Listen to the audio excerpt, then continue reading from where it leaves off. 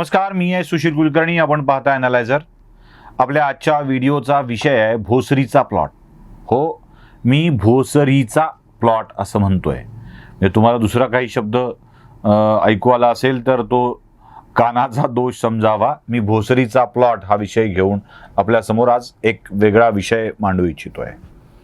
पुण्यामधलं भोसरी आणि त्या भोसरीतला एक प्लॉट जो MIDCच्या मालकीचा आहे असा दावा आरोप करणारे करतात आणि प्लॉट घेणारे तो व्यक्तिगत मालकीचा होता, MIDCनी भूसंपादन केलं नव्हतं असा दावा करतात. घेणारे अर्थात आदरणीय एकनाथ खडसे, ज्यांना नाथा भाऊ या नावाने आपण ओळखतो. आणि आरोप हा अनेकांनी केलेला आहे, अंजली दमानी यासारख्यांनी अनेकांनी केलेला आहे. हा पुण्यातील भोसरीचा प्लॉट आता नाथाभाऊंच्या गले की हड्डी बनला आहे. आता हा प्लॉट नाथाभाऊंच्या राजकीय कारकिर्दीवर प्रश्नचिन्ह निर्माण करतो आहेच आहे. जावाई ईडीच्या ताब्यात गेलेले आहेत आणि नाथाभाऊंची चौकशी अजून चालूच आहे. ईडी लागल्यावर मी सीडी लावतो असं म्हणणाऱ्या नाथाभाऊंची सीडी कुठे अडकून पडली आहे माहीत नाही. सीडी अडकून पडली आणि झोटिंग समितीचा अहवाल देखील गायब झाला.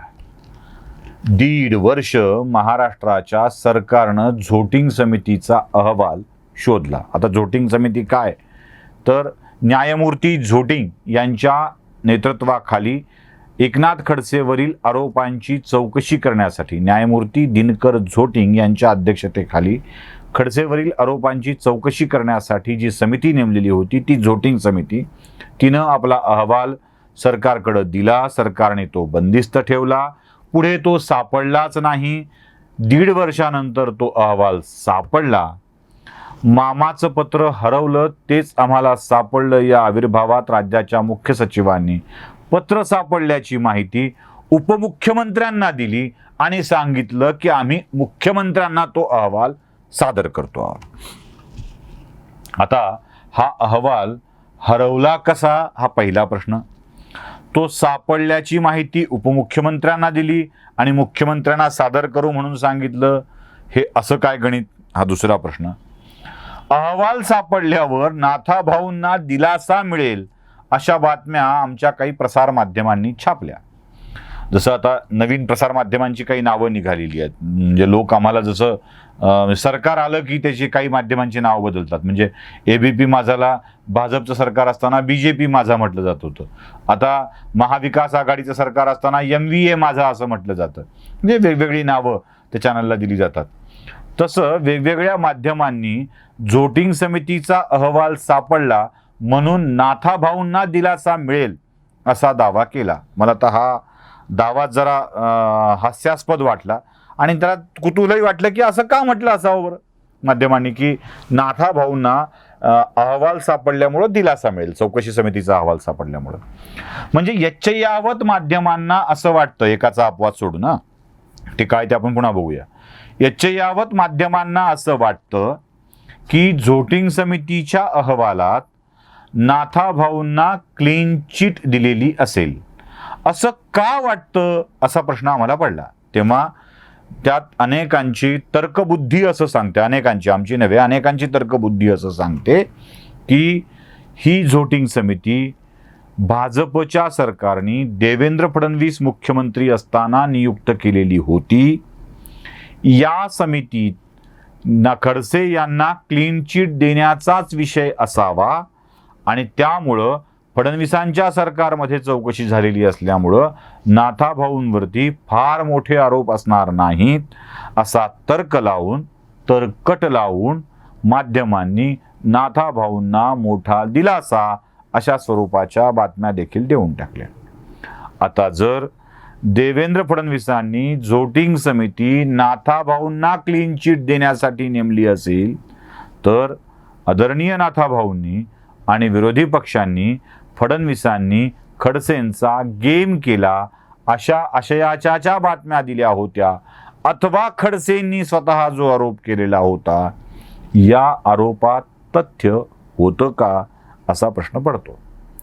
जर झोटिंग समितीचा अहवाल क्लिअरन्ससाठी असेल तर खडसेंचा गेम करण्याचा हेतू फडणवीसांचा नव्हता असं म्हणावं लागेल. पण तसं कोणी म्हणायला तयार नाहीये. आता माध्यमं अहवाल आल्यामुळं खडसेंना दिलासा मिळेल अशी भाषा व्यक्त करतायत. आता पुढे जरा जाऊया आपण.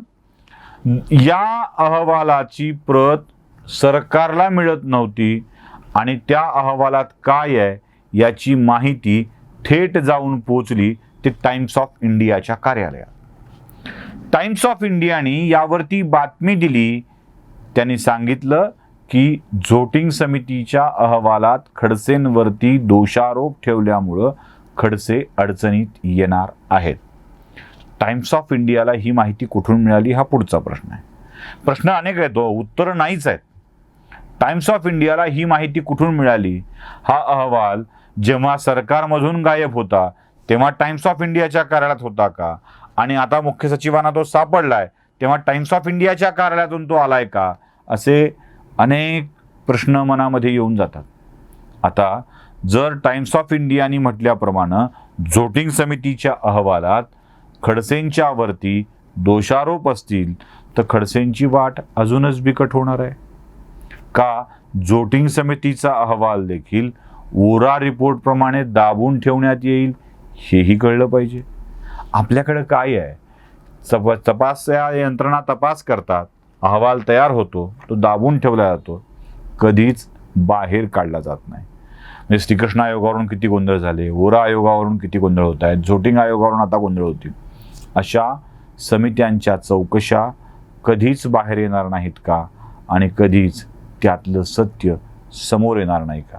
राजकारण्यांनी घोळ करायचे आणि मोकळं व्हायचं असाच सगळा प्रकार आहे का? आता या भोसरीच्या प्लॉटचा म्हणजे भोसरीच्या समितीचा व्हिडिओ समोर येईल, माफ करा, अहवाल समोर येईल की नाही हे आता सरकार जाणो आणि सरकार ज्यांना वाचवू पाहतंय ते जाणवत.